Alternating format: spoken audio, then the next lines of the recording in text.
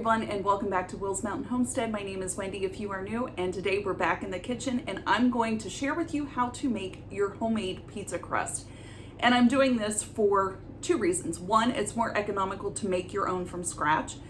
And number two, it's almost summer. Our kids are going to be home every day, and what do they like? Nothing better than is pizza. So having this recipe under your belt to be able to make it over and over and over again is going to become very handy for you and will save you money. This is the recipe that I follow, and your cups of flour are going to vary depending on the humidity as to where you live.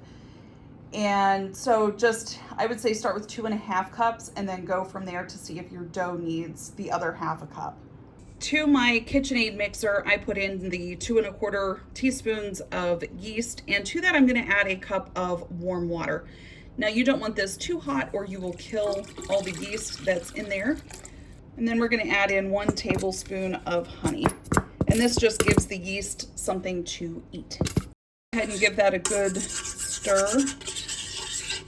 And we're going to let this mixture right here sit for about 5 minutes. And what you're going to see are these little things here starting to form. This is called the bloom, and you want to see that with your yeast. That's how you know that your yeast is good and it hasn't turned on you. Once this mixture has sat, we're going to add in 1 teaspoon of salt. Don't forget the salt. 2 tablespoons of oil.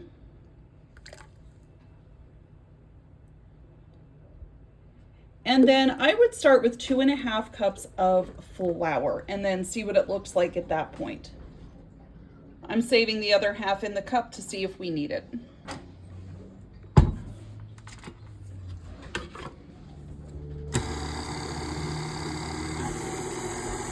This dough is still really tacky, so we're going to add just a little bit more of the flour. I don't think it's going to take the whole 3 cups, so just a little bit more.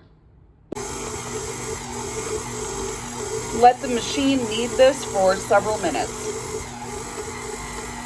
And that's how much we have left in that 3rd cup. So we did not need the entire 3 cups.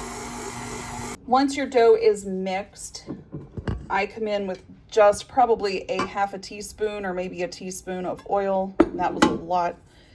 And take a brush and just go over the top of this dough. And then with my hand, get under it, turn that around, oil the base, and then flip it again. Cover this with a clean towel and let it sit for up to 6 hours. All right, it is 3 hours later and my dough has risen, so we're gonna punch this down and then it's gonna deflate. So grease your pizza pan, set your oven to 400, and we'll get this all put together.